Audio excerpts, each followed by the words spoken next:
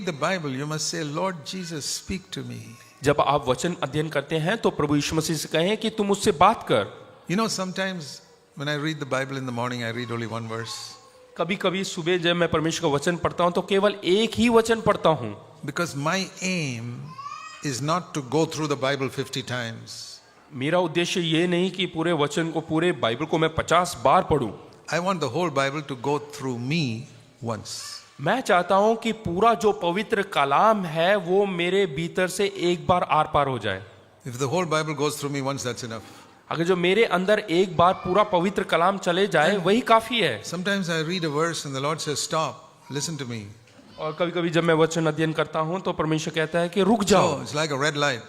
और लाल बत्ती के समान. I stop my vehicle and wait. और मैं अपनी गाड़ी को रोक देता हूं और इंतजार करता हूं. Next morning I open the Bible, I'm on the same verse. और अगले दिन फिर से मैं पवित्र कलाम को खोलता हूं और वहीं पे अटका There's रहता a हूं. red light there, I can't move.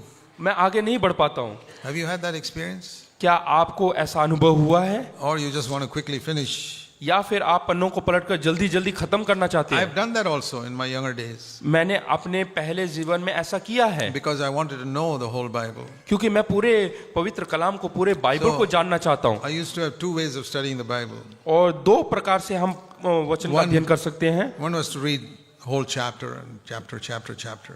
एक है कि हम पूरे अध्याय को पढ़ते रहे एक के बाद एक को, In addition to that, और उसके अलावा to have a second study of one verse or two verses.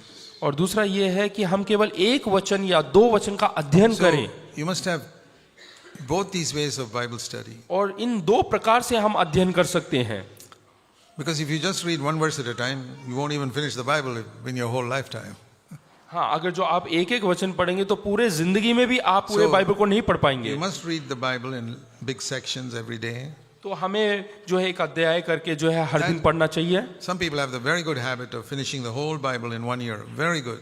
और कई लोगों के पास ऐसा उपाय है कि वो पूरे साल भर में पूरे बाइबल को पढ़ सकते हैं, और बहुत ही अच्छी बात है. There are about 31,000 verses in the Bible. करीबन 31,000 जो है वचन इसके अंदर है, बाइबल के अंदर. 31,000. हाँ, 31,000. So if you want to finish the Bible in 1 year, तो कौन चाहता है कि एक साल में उसको पूरा खत्म करे? you know, it's very easy. You can work it out. 31,000 divided by 365. तो 31,000 को 365 से भाग करेंगे तो हम आसानी से खत्म कर सकते हैं. That's what, about 80, 90 verses a day.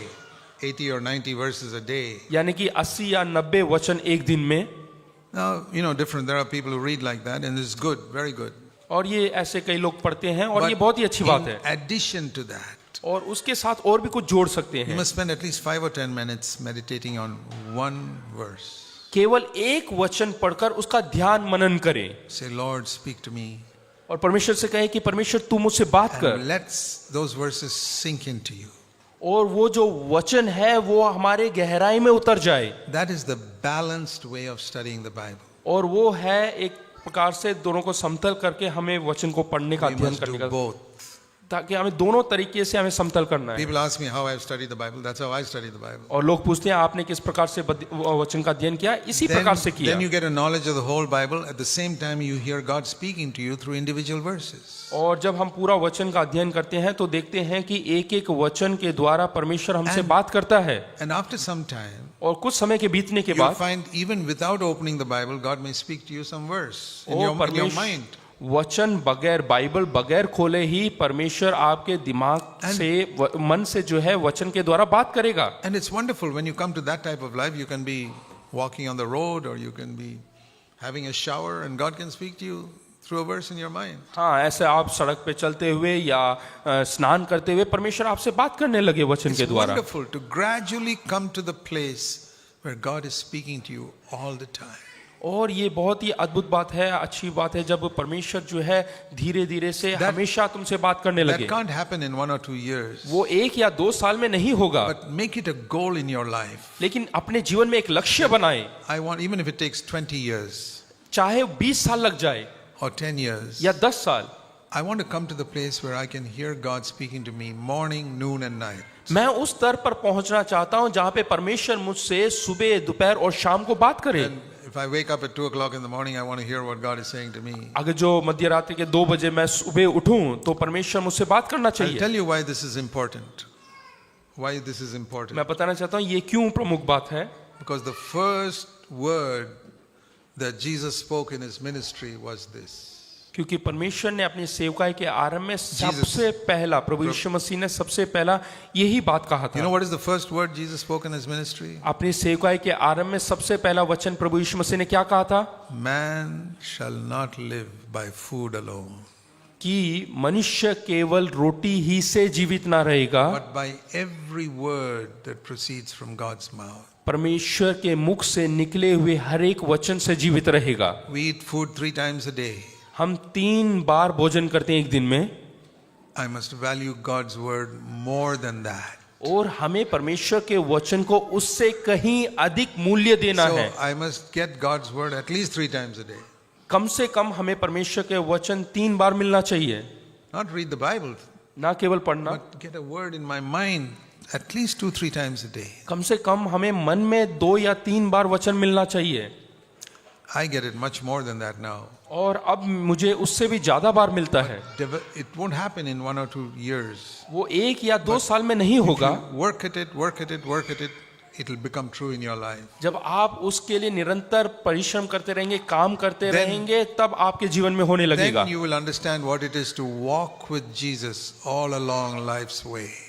और तब हमें पता चलेगा कि प्रभु यीशु मसीह के साथ चलना जो है पूरे जीवन भर का काम है। That in the midst of all your work, you can listen to Jesus. और सारे काम के बीच में भी हम परमेश्वर के वचन को सुन पाएंगे। Today you don't have to be just like a Mary sitting at Jesus' feet or like a Martha serving the Lord. और हमें जो है मरियम या मार्ता के समान की प्रभु यीशु मसीह के चरणों में बैठे हैं या प्रभु यीशु मसीह के लिए भोजन बना रहे हैं, वैसे करने की जरूरत No, नहीं। you can do both. हम दोनों कर सकते हैं। While like Martha serving the kitchen, you can also be sitting at Jesus' feet and listening. Martha के समान किचन में काम करते हुए प्रभु यीशु मसीह के चरणों में बैठकर हम सुन सकते हैं। That is the wonderful thing. और यही सबसे अद्भुत बात है। While you're sitting in a bus, और बस में सवारी while you're करते driving समय a car, या कार चलाते हुए you're sitting in the office, और ऑफिस में बैठे हुए or you're in the bathroom, या बाथरूम में, anywhere, कहीं पे भी I can sit at Jesus' feet and listen. मैं प्रभु यीशु मसीह के चरणों में बैठकर सुन सकता हूँ। This is very important. और ये बहुत ही प्रमुख है। The Lord spoke that word to me more than 50 years ago. Sit at my feet and listen. और 50 साल पहले परमेश्वर ने मुझे कहा कि मेरे चरणों में बैठकर मेरी बात सुनो। How many things are needful in the Christian life? और हमें एक मसीह जीवन में क्या क्या चीजों की जरूरत है। You know, what is the most essential thing for our life? हमारे जीवन की सबसे प्रमुख बात क्या है? Not food. भोजन नहीं, सबसे जरूरत जो है भोजन नहीं, Physical life. हमारे शारीरिक जीवन के लिए Breathing. सांस है।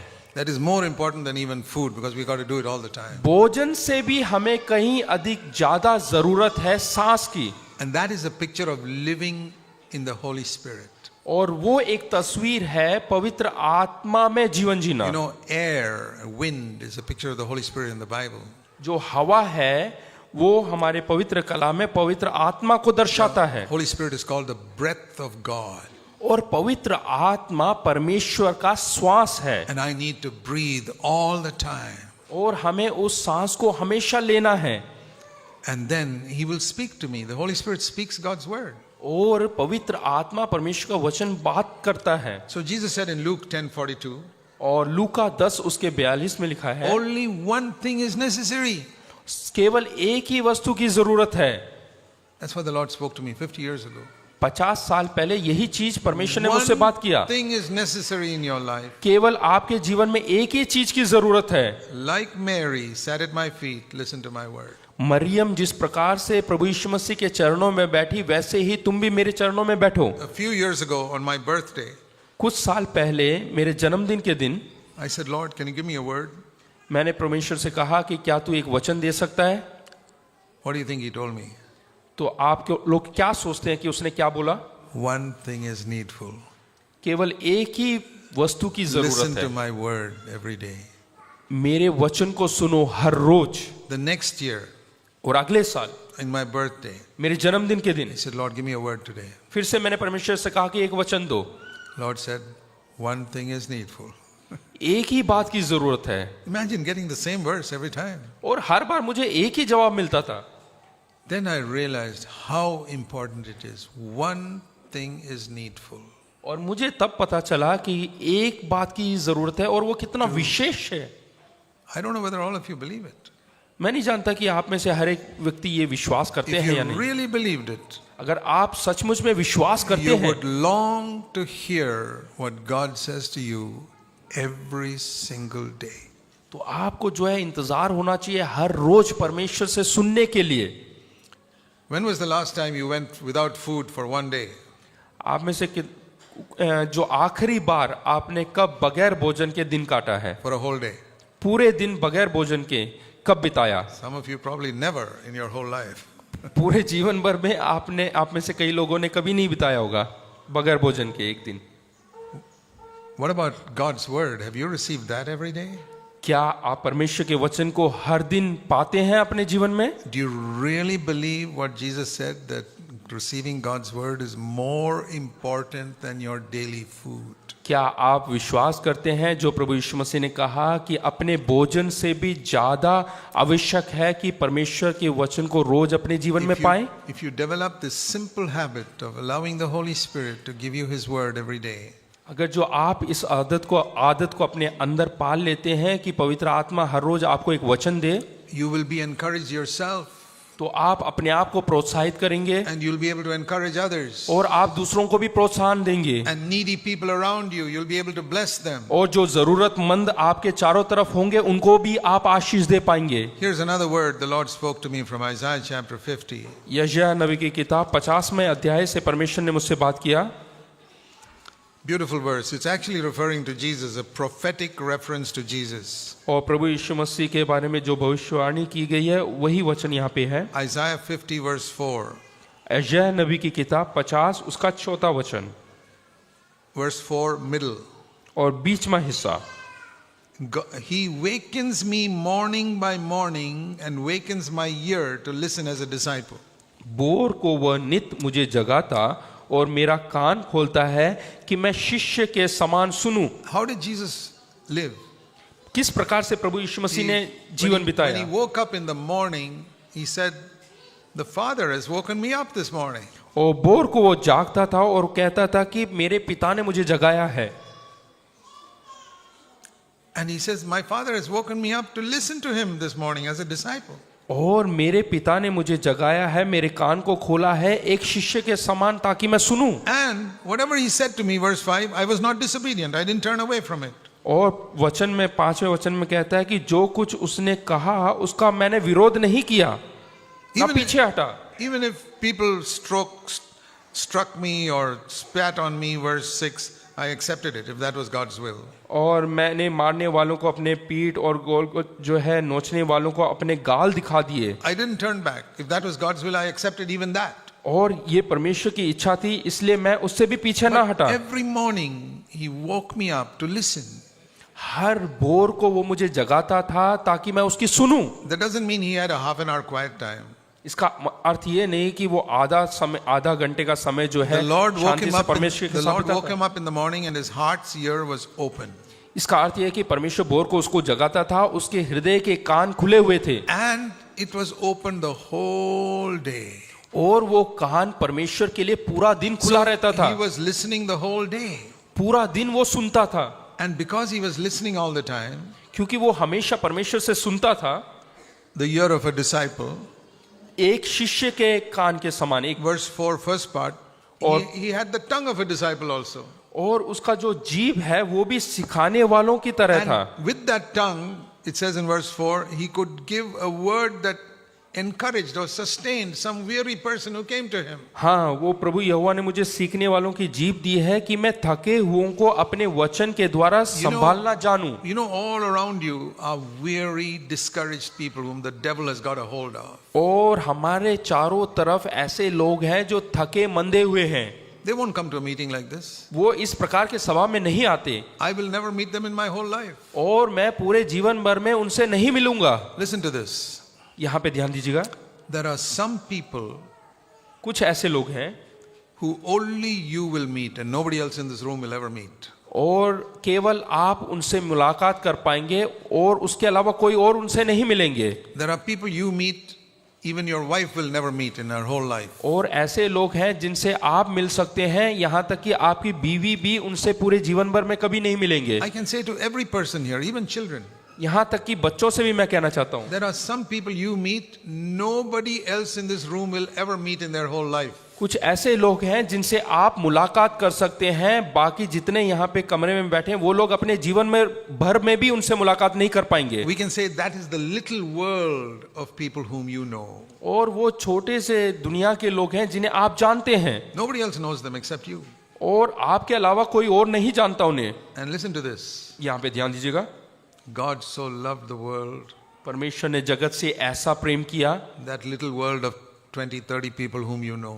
वो छोटा सा संसार जिनको आप जानते हैं, 20 या 30 लोगों का झुंड, God so loved that world परमेश्वर ने उस जगत से इतना प्यार किया that he sent his son or his daughter कि उसने अपना पुत्र, बेटा या बेटी को भेजा into that world उस संसार में, वो छोटे से झुंड के संसार में, so that those people may not perish but have eternal life. ताकि वो छोटा सा झुंड जो है वो नाश ना हो परंतु अनंत काल का जीवन पाए। Have you ever seen it like that? That little world of people, God sent you there क्या so आपने that they उस might hear the word of God? क्या आपने उस छोटे से झुंड के लोगों को देखा है जहां पे परमेश्वर ने आपको भेजा है ताकि वो नाश ना हो? Not by standing up and preaching and shouting and giving out tracts, no. और ट्रैक बांटने से, वहां पे खड़े होकर चिल्लाकर प्रचार करने से नहीं।